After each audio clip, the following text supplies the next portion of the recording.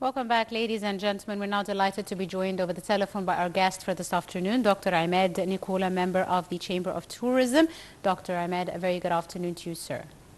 Good afternoon to you, dear. Thank you. Thank you very much, Doctor, for joining us this afternoon. Now, through the beginning of 2024, we are seeing Egypt building, specifically the tourism sector, building on, the full recovery that it had achieved in 2023, as the level of tourists has now risen above the pre-pandemic levels in 2019. Of course, Egypt remains an attractive touristic destination and a competitive one as well in the Middle East. How do you see the main reasons behind this, Doctor?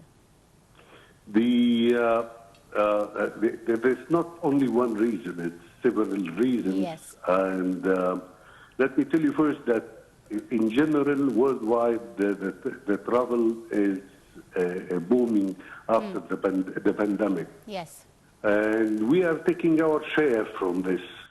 And it is, what we're happy about is there is a real significant share. Egypt has been always a wish of travel destination to all over the world. Whenever you see any of your friends anywhere in the world and you say that you are Egyptian, you'll always hear the word, I wish I could visit Egypt, I wish to see the fairs and the lovely old civilization. Yes. Now, because our infrastructure, especially in the beach cities like Hurghada and Sharm el-Sheikh, is growing, and now it reached the very competitive level. So that's why we can now absorb more business coming into our destination. Yes. And the second thing is our rates is in general a very good rates comparing with the inflation in the world now. Egypt still a very attractive rate-wise destination. Absolutely. Dr. Emad, now we've proposed even recently by the Senate proposing 7 measures to boost the Egyptian tourism industry. In your opinion, what needs to be done in order to further boost this tourism industry in Egypt, which is a main attraction and a result of which is more foreign currency flows into the country? This is a very good question. Actually, we do need to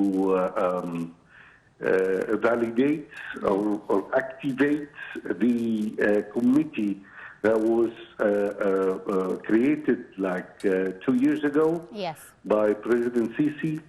That this committee was a combination of 5 ministers. They're supposed to meet twice a year to see what's needed for tourism, because tourism doesn't depend only on our ministry, in the Ministry of Tourism. No, it depends on several. The civil aviation is a part of our success. The Interior Ministry is part of our success. Yes. So all these many important ministers, when they come together and seek the benefit of the travel business, it makes a difference. It makes a big difference. Now, also, what's very important nowadays is to facilitate the financing for the travel companies and the travel enterprises. Talking about that a lot of hotels need to be renovated, need to be refurbished. These will need a financial support. This is where the government should interfere and help them do the whatever needed for their properties. Absolutely. Right. Dr. Emad, now we've seen the government has also eased the visa requirements for travelers from several countries, including China, India, Turkey, Morocco, and Algeria. It has also extended the visa duration for a month allowance to 3 months for people, taking part in yacht tourism, and simplified the whole visa application process. How do such facilitations impact on the ease of travel to Egypt, on the number of tourists more willing and capable to come to the country? It is. That was a very cheerful news when we heard about this.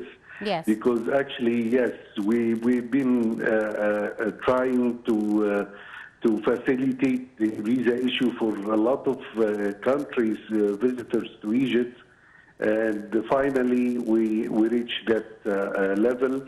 With now the visa is much easier than before. Yes. And that would definitely help increasing the numbers of visitors. Because if I give you a little example, when we're talking about the Gulf countries, the people who work in the Gulf area is larger numbers by far than the GCC people themselves. So for GCC, it was so easy for them to come and have visa on the border. But for, let's say, Indian works in Saudi Arabia, it was difficult to get him a visa. Now it is so easy for them to just grab a flight and come to Egypt, and that increases the demand from several countries to Egypt, and that's very, very important, yes. Absolutely right. Dr. Emad, let me ask you, how important do you see, different marketing campaigns when it comes to tourism and Egyptian tourism? How important is it to diversify the marketing campaigns? What needs to be done in order to, modernize the marketing campaigns and bring Egypt forward to potential tourists in a different, more diverse light? In this question, let me answer you in two different ways. First is, actually, we don't need more marketing these days, because without, unfortunately, the situation in Gaza, we were almost full, yes, totally, during this season, this winter season. The whole hotels in Egypt was almost full.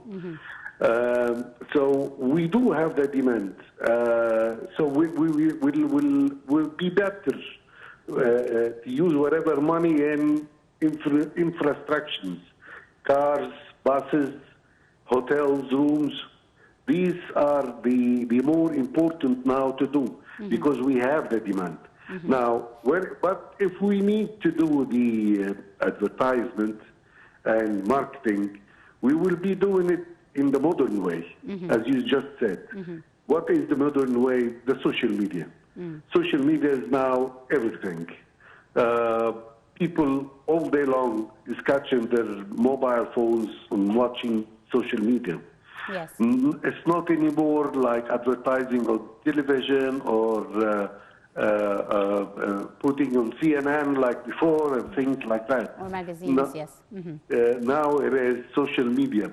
And hopefully the people who's in charge for our marketing campaigns to realize this and work with the social media experts to put Egypt in the front in whatever search for tourism in the world through the internet.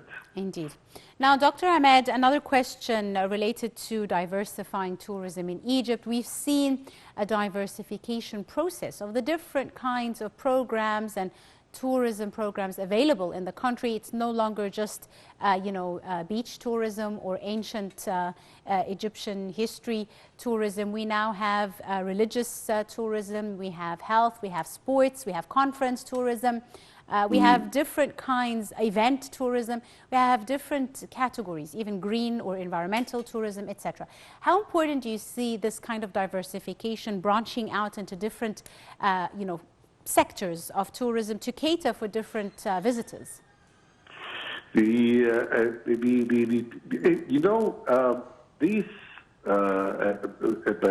diversity that we're talking about it's happening to us by force. Let me tell you that the demand, when it increases, like what was happening to us this winter, for example, is giving you the chance to see to see how the different kind of tourism is impacting us. We do have a lot of requests for conferences, exhibitions, what we call it in our professional language, MICE, which is the three first letters of all the events that would take place. We do have a lot of demand from this. And this is by the way, it's a very rich kind of tourism.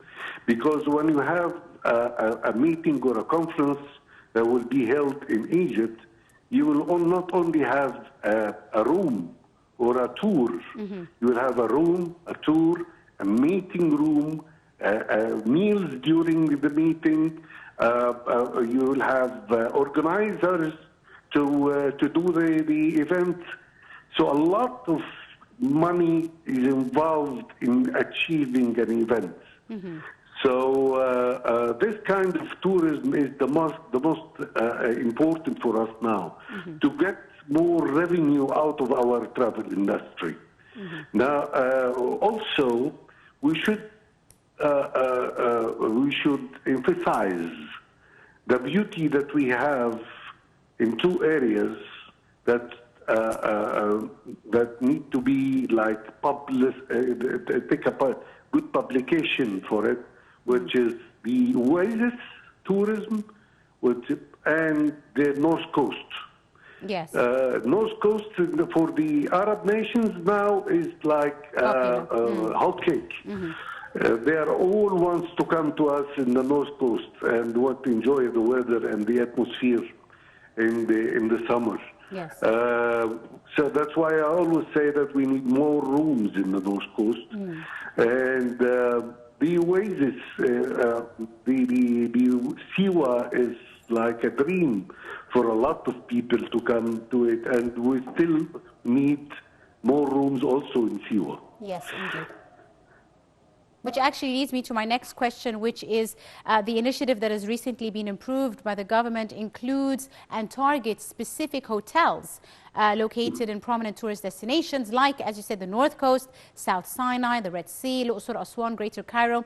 Do you see this initiative as attracting investments, providing direct and indirect job opportunities as well, allowing a much-needed boost to the labor market in the tourism sector? It is always important and good to see efforts being carried out to help the travel business and increase the demand and help the staff and the investors to create more jobs and add more facilities to the travel industry in Egypt. Yes, true. Yes, absolutely. Right, we'll have to leave it at there. Dr. Emad, Nicola, member of the Chamber of Tourism, I'd like to thank you very, very much, sir, for all your time and your insight and for joining us on this afternoon's edition of Cairo Local Time. With that, ladies and gentlemen, we wrap up today's episode of the show. We do hope you have enjoyed it. You're in the company of myself, Angie Meher. Thank you for joining us.